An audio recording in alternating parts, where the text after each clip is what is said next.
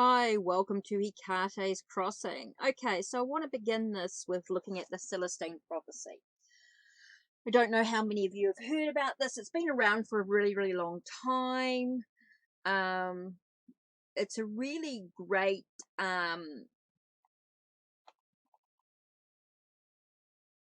fiction, really. It's a really great fiction, but has a lot of practice to it, practical aspects to it. So it's quite interesting to sort of dive into it. James Redfield did an absolute awesome job with these series of books. So we start with the first book, The Celestine Prophecy, which looks at the 9 insights. So what I want to do is just share a little bit through here with this. A book that captures a spiritual moment.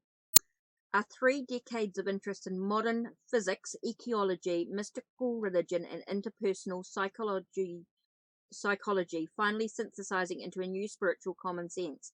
Are we now beginning to live this new common sense? Can it become the dominant paradigm of the next century? The Celestine Prophecy and Adventure. An ancient manuscript has been found in Peru. Its contents 9 insights the human race is predicted to grasp as we enter an era of true spiritual awareness. In this gripping adventure tale, James Redfield offers a compelling vision of the new spiritual understanding that is emerging in human culture. You will instantly recognize the truth of the first insight. In each of our lives occur mysterious coincidences, sudden unexplained events that, once interpreted correctly, serve to guide and direct our actions. Join the adventure and let the synchristic perception guide you through a daring search for the remaining insights. Each will be found in turn, and each will clarify how a growing link with the spiritual is relentlessly transforming human life. Reading like a story of high adventure, but having the in-depth effect of a spiritual parable. The Celestine Prophecy will take you on a journey that will lighten your soul and connect you with a vision and experience that is already changing the world. So let's just begin. I just want to have just a little bit of a look into this book here. Okay, so let's begin. A critical mass. I drove up to the restaurant and parked, then leaned back in my seat to think for a moment. Charlene, I knew, would already be inside waiting to talk with me, but why? I hadn't heard a word from her in 6 years. Why would she have shown up now, just when I had sequestered myself in the woods for a week? I stepped out of the truck and walked towards the restaurant. Behind me, the last glow of a sunset sank in the west and cast highlights of golden amber across the wet parking lot. Everything had been drenched an hour earlier by a brief thunderstorm, and now the summer evening felt cool and renewed, and because of the fading light, almost surreal. A half moon hung overhead. As I walked, old images of Charlene filled my mind. Was she still beautiful? Intense. How would time have changed her? And what was I to think of this manuscript she had mentioned, this ancient artifact found in South America that she couldn't wait to tell me about? I have a 2-hour layover at the airport, she had said on the telephone. Can you meet me for dinner? You're going to love what this manuscript says. It's just your kind of mystery. My kind of mystery? What did she mean by that? Inside the restaurant was crowded. Several couples waited for tables. When I found the hostess, she told me Charlene had already been seated and directed me towards a terraced area above the main dining room. I walked up the steps and became aware of a crowd of people surrounding one of the tables. The crowd included 2 policemen. Suddenly, the policeman turned and rushed past me and down the steps. As the rest of the people dispersed, I could see past them to the person who seemed to be in the centre of attention, a woman still seated at the table. Charlene! I walked quickly up to her. Charlene, what's going on? Is anything wrong? She tossed her head back in mock expiration and stood up, flashing her famous smile. I noticed that her hair was perhaps different, but her face was exactly as I remembered. Small, delicate features, wide mouth, huge blue eyes. You wouldn't believe it, she said, pulling me into a friendly hug. I went to the restroom a few minutes ago, and while I was gone, someone stole my briefcase. What was in it? Nothing of importance. Just some books and magazines I was taking along for the trip. It's crazy. The people at the other tables told me someone just walked in, picked it up, and walked out. They gave the police a description, and the officers said they would search for the area. Maybe I should help them look. No, let's forget about it. I don't have much time, and I want to talk with you. I nodded, and Charlene suggested we sit down. A waiter approached as we looked over the menu and gave him our order. Afterwards, we spent 10 or 15 minutes chatting in general. I tried to underplay my self-imposed isolation, Charlene picked up my vagueness. She leaned over and gave me that smile again. So what's really going on with you? She asked. I looked at her eyes, at the intense way she was looking at me. You want the whole story immediately, don't you? Always, she said. Well, the truth is I'm taking some time for myself right now and staying at the lake. I've been working hard and I'm thinking about changing directions in my life. I remember you talking about that lake. I thought you and your sister had to sell it. Not yet, but the problem is property taxes. Because the land is so close to the city, the taxes keep increasing. She nodded. So what are you going to do next? I don't know yet. Something different. She gave me an intriguing look. Sounds as if you're as restless as everyone else. I suppose, I said. Why do you ask? It's in the manuscript. There was silence as I returned her gaze. Tell me about this manuscript, I said. She leaned back in her chair as if to gather her thoughts, then looked at me in the eye again. I mentioned on the phone, I think that I left the newspaper several years ago and joined a research firm that investigates cultural and demographic changes for the UN. My last assignment was in Peru. While I was there completing some research at the University of Lima, I kept hearing rumours about an old manuscript that had been discovered. Only no one could give me any details, not even of the Department of Archaeology and Anthropology, and when I contacted the government about it, they denied any knowledge whatsoever. One person told me that the government was actually working to suppress this document for some reason, although again he had no direct knowledge. You know me, she continued. I'm curious. When my assignment was over, I decided to stay around for a couple of days to see what I could find out. At first, every lead I pursued turned out to be another dead end. But then while I was eating lunch in a cafe outside of Lima, I noticed a priest watching me. After a few minutes, he walked over and admitted that he'd heard me inquiring about the manuscript earlier in the day. He wouldn't reveal his name, but he agreed to answer all my questions. She hesitated for a moment, still looking at me intensely. He said the manuscript dates back to around about 600 BC. It predicts a massive transformation in human society. Beginning when, I asked? In the last decades of the 12th century. Now? Yes, now. What kind of transformation is it supposed to be? I asked. She looked embarrassed for a moment, then with force said, The priest told me it's a kind of renaissance in consciousness, occurring very slowly. It's not religious in nature, but it is spiritual.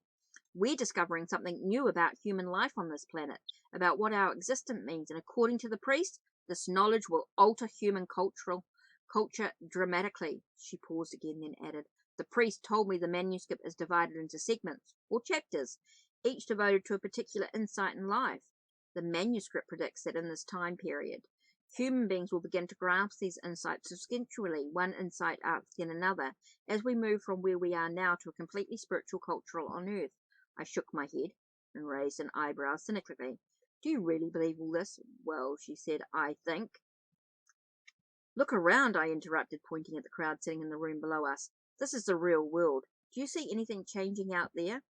Just as I said that, an angry remark erupted from a table near the far wall, a remark I couldn't understand, but which was loud enough to hush the entire room. At first I thought the disturbance was another robbery, but then I realized it was only an argument. A woman appearing to be in her 30s was standing up and stared indignantly at a man seated across from her. No, she yelled. The problem is that this relationship is not happening the way I wanted. Do you understand? It's not happening.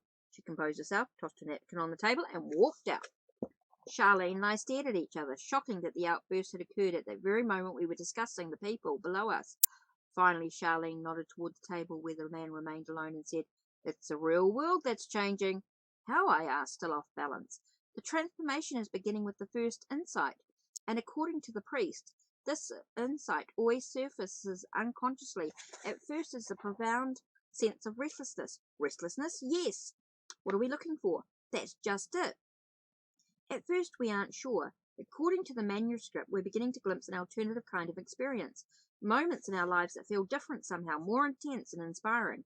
But we don't know what this experience is or how to make it last. And when it ends, we're left feeling dissatisfied and restless with the life that seems ordinary again.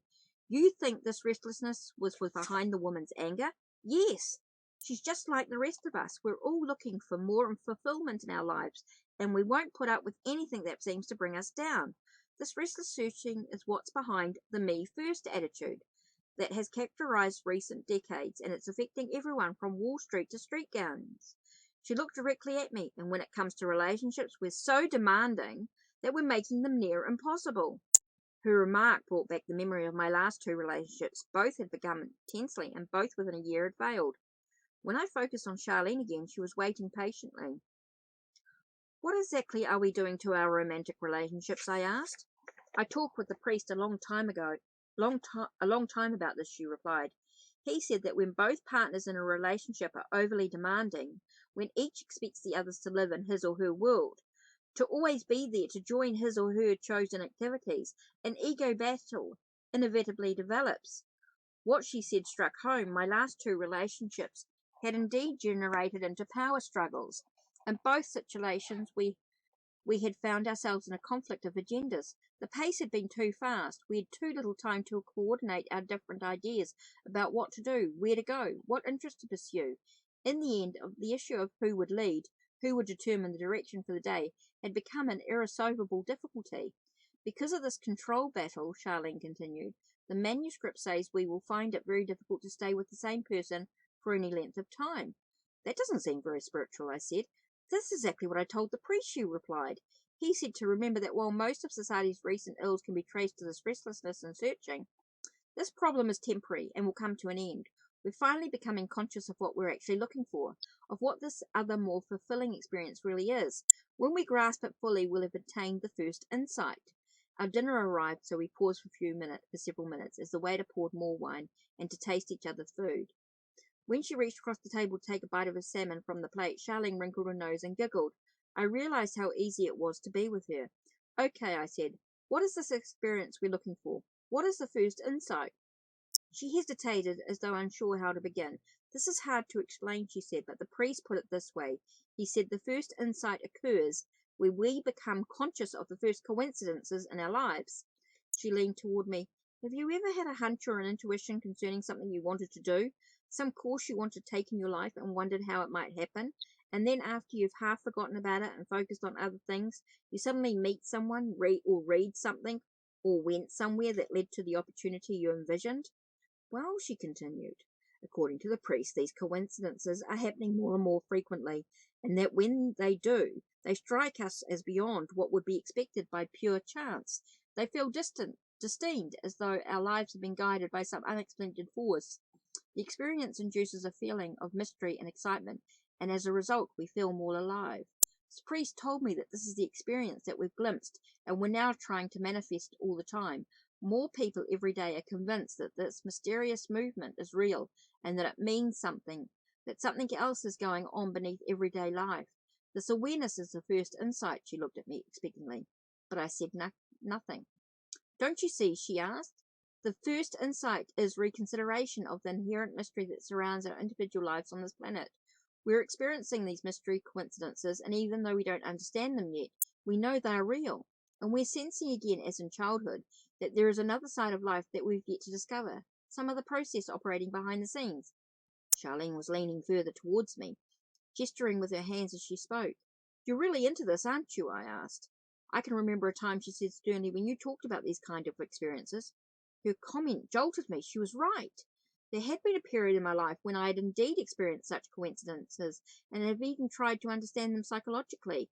Somewhere along the way my view had changed, and I had begun to regard such perceptions as immature and unrealistic for some reason, and I had stopped even noticing. I looked directly at Charlene, then said defensively, "I was probably reading Eastern philosophy or Christian mysticism at that time. That's what you remember. Anyway, what you're calling the first insight has been written about many times, Charlene. What's different now? How is the perception of the mysterious occurrence going to lead to a cultural transformation?" Charlene looked down the table for an instant and then back to me. "Don't misunderstand," she said. "Certainly this consciousness has been experienced and described before. In fact, the priest made a point to say that the first insight wasn't new. He said individuals had been aware of these unexplained coincidences throughout history, that this has been the perception behind many great attempts at philosophy and religion, but the difference now lies in the number. According to the priest, the transformation is occurring now because of the number of individuals having this awareness all at the same time." "What did he mean exactly?" I asked. "He told me the manuscript says the number of people who are conscious of such coincidences would begin to grow dramatically in the sixth decade of the 20th century," he said. that this growth would continue until sometime near the beginning of the following century, when we would reach a specific level of such individuals, a level I think of as a critical mass. The manuscript predicts, she went on, that once we reach this critical mass, the entire culture will begin to take these coincidental experiences seriously. We will wonder en masse what mysterious process underlies human life on the planet, and it will be this question, asked at the same time by enough people, that will allow the other insights to also come into consciousness. Because according to the manuscript, when a sufficient number of individuals seriously question what's going on in life, we will begin to find out. The other insights will be revealed, one after the other. She paused to take a bite of food. And when we grasp the other insights, I asked, then the culture will shift? That's what the priest told me, she said. I looked at her for a moment, contemplating the idea of critical mass, then said, you know, all this sounds awfully sophisticated for a manuscript written in 600 BC. I know, she replied. I raised the question myself, but the priest assured me that the scholars who first translated the manuscript were obviously convinced of its authenticity, mainly because it was written in Aramaic, the same language in which much of the Old Testament was written. Aramaic in South America? How did it get over there in 600 BC? The priest didn't know. Does his church support the manuscript? I asked. No, she said. He told me that most of the clergy were bitterly trying to suppress the manuscript. That's why he couldn't tell me his name. Apparently, talking about all of it was very dangerous for him. Did he say why most church officials were fighting against it? Yes, because it challenges the completeness of their religion. How? I don't know exactly. He didn't discuss it much. But apparently the other insights extend some of the church's traditional ideas in a way that alarms the church elders who think things are fine the way they are. I see. The priest did say, Charlene went on, that he doesn't think the manuscript undermines any of the church's principles. If anything, it clarifies exactly what is meant by those spiritual truths. He felt strongly that the church leaders would see this fact if they would try to see life as a mystery again and then proceed through the other insights. Did he tell you how many insights there were? No, but he did mention the second insight. He told me it is a more correct interpretation of recent history, one that further clarifies the transformation. Did he elaborate on that? No, he didn't have time. He said he had to leave to take care of some business. We agreed to meet back at his house that afternoon, but when I arrived, he wasn't there. I waited 3 hours and he still didn't show up. Finally, I had to leave to catch my flight home. You mean you weren't able to talk with him anymore? That's right. I never saw him again. And you never received any confirmation about the manuscript from the government? None. And how long ago did this take place? About a month and a half. For several minutes we ate in silence. Finally, Charlene looked up and asked, So what do you think? I don't know, I said. Part of me remained skeptical of the idea that human being could really change, but another part of me was amazed to think that a manuscript which spoke in these terms might actually exist. Did he show you a copy or anything? I asked. No, all I have are my notes. Again we were silent. You know, she said, I thought you would be really excited by these ideas. I looked at her. I guess I need some proof that this manuscript says it's true. She smiled broadly again. What? I asked. That's exactly what I said too. To whom? The priest? Yes. What did he say? He said that experience is the evidence. What did he mean by that? He meant that our experience validates what the manuscript says. When we truly reflect on how we feel inside, on how our lives are proceeding at this point in history, we can see that the ideas in the manuscript make sense, that they ring true. She hesitated. Does it make sense to you? I thought for a moment. Does it make sense? Is everyone as restless as me? And if so, does our restlessness result from the simple insight, the simple awareness built up for 30 years that there is really more to life than we know, more than we can experience? I'm not sure, I finally said. I guess I need some more time to think about it. I walked out to the garden beside the restaurant and stood beside a set of benches facing the fountain. To my right, I could see the pulsating lights at the airport and hear the roaring engines of a jet ready to take off. What beautiful flowers, Charlene said from behind me. I turned to see her walking towards me along the walkway, admiring the rows of petunias and begonias which bordered the sitting area. She stood behind me and I put my arm around her. Memories flooded my mind. Years ago, when we both lived in Charlottesville, Virginia, we'd spent regular evenings together talking. Most of our discussions were about academic theories and psychological growth. We had both been fascinated by the conversations and by each other, yet it struck me how platonic our relationship had always been. I can't tell you, she said, how nice it is to see you again. I know, I replied. Seeing you brings back a lot of memories. Wonder why we didn't stay in touch, she asked. Her question took me back again. I recalled the last time I'd seen Charlene. She was telling me goodbye at my car. At the time I felt full of new ideas and was departing for my hometown to work with severely abused children. I thought I knew how such children could transcend the intense reactions, the obsessive acting out that kept them from going on with their lives. But as time had progressed, my approach had failed. I had to admit how humans might liberate themselves from their past was still an enigma to me. Looking back over the previous 6 years, I now felt sure the experience had been worthwhile, yet I also felt the urge to move on. But to where? To do what? I had thought of Charlene only a few times since she had helped me crystallize my ideas about childhood drama.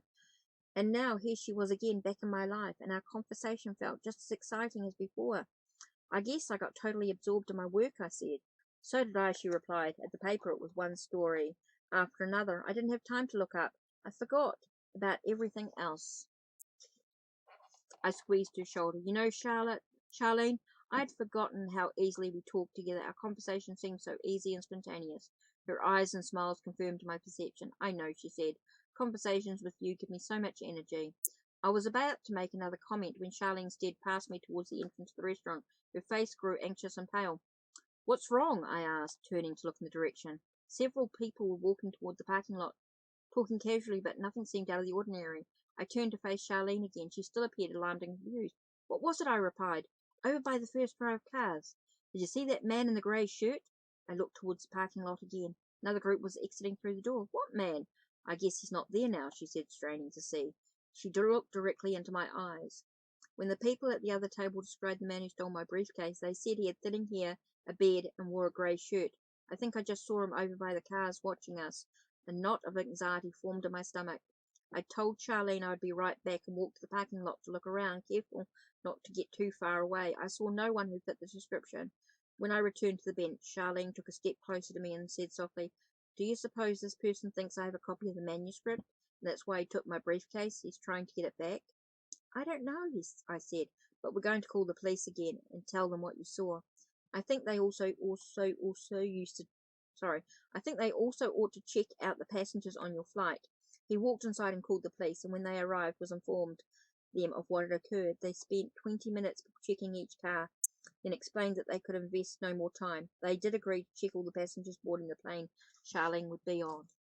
After the police had left, Charlene and I found ourselves standing alone again by the fountain. What were we talking about anyway? She asked before I saw that man. We were talking about us, I replied. Charlene, why did you think to contact me about all this? She gave me a perplexed look. When I was in Peru and the priest kept telling me about the manuscript, you kept popping into my mind. Oh yeah, I didn't think too much about it then, she continued. But later, after I returned to Virginia, every time I would think of the manuscript, I would think of you. I started to call several times, but I always got distracted. Then I received this assignment in Miami that I'm headed to now, and discovered after I'd boarded the plane that I'd lay over here. When I landed, I looked up your number. Your answering machine said to contact you at the lake, only in an emergency, but I decided it would be okay to call. I looked at her for a moment, unsure of what to think. Of course, I finally replied. I'm glad you did. Charlene glanced at her watch. It's getting late. I better get back to the airport. I'll drive you, I said. We drove to the main terminal and walked toward the embarkation area. I watched carefully for anything unusual. When we arrived, the plane was already boarding, and one of the policemen we had met was observing each passenger. When we approached him, he told us that he had observed everyone scheduled to board, and no one fit the description of the thief. We thanked him, and after he left, Charlene turned and smiled at me. I guess I better go, she said, reaching out to hug my neck. Here are my numbers. Let's keep in touch this time. Listen, I said, I want you to be careful. If you see anything strange, call the police. Don't worry about me, she replied. I'll be fine. For an instant, we looked deeply into each other's eyes. What are you going to do about this manuscript? I asked. I don't know. Listen for news report about it, I guess. What if it's suppressed? She gave me another of her full smiles. I knew it, she said. You're hooked. I told you you'd love it. What are you going to do? I shrugged. See if I can find out more about it, probably. Good. If you do, let me know. We said goodbye again, and she walked away. I watched as she turned once and waved and disappeared down the boarding corridor. I walked to my truck and drove back to the lake, stopping only for gas. When I arrived, I walked out to the screened porch and sat in one of the rockers. The evening was loud with crickets and tree frogs, and in the distance I could hear a whippoorwill. Across the lake, the moon had sunk lower in the west and sent a ripple line of reflection toward me on the water's surface. The evening had been interesting, but I was still sceptical about the whole idea of a cultural transformation. Like many people, I'd been caught up in the social idealism of the 60s and 70s, and even in the spiritual interest of the 80s, but it was hard to judge what was really happening. What kind of new information could possibly alter the entire human world? It all sounded too idealistic and far-fetched. After all, humans had been alive on this planet for a long time. Why would we suddenly gain insight into existence now at this late date? I gazed out at the water for a few more minutes, then turned off the lights and went into the bedroom to read. What a great book. I mean, this is a book that you can sort of reread and reread. Okay, so that's the first one there, was the Celestine prophecy. Next one was so that was the first 9 insights. Then we've got the 10th insight here. And then we have the secret of Shambhala, which was the search of the 11th insight. Okay, so that goes on, and it sort of starts the beginning of the 12th. And then this is an experiential guide, which is a really great book to sort of start diving into. So if you're interested in me sort of diving a little bit more into the Celestine prophecy,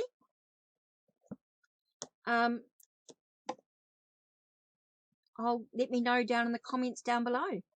So that's it from me. Don't forget to check the links down below. Check the links on my channel. Like, subscribe, and ring the bell so you know when the next video will be uploaded. Take care and blessed be.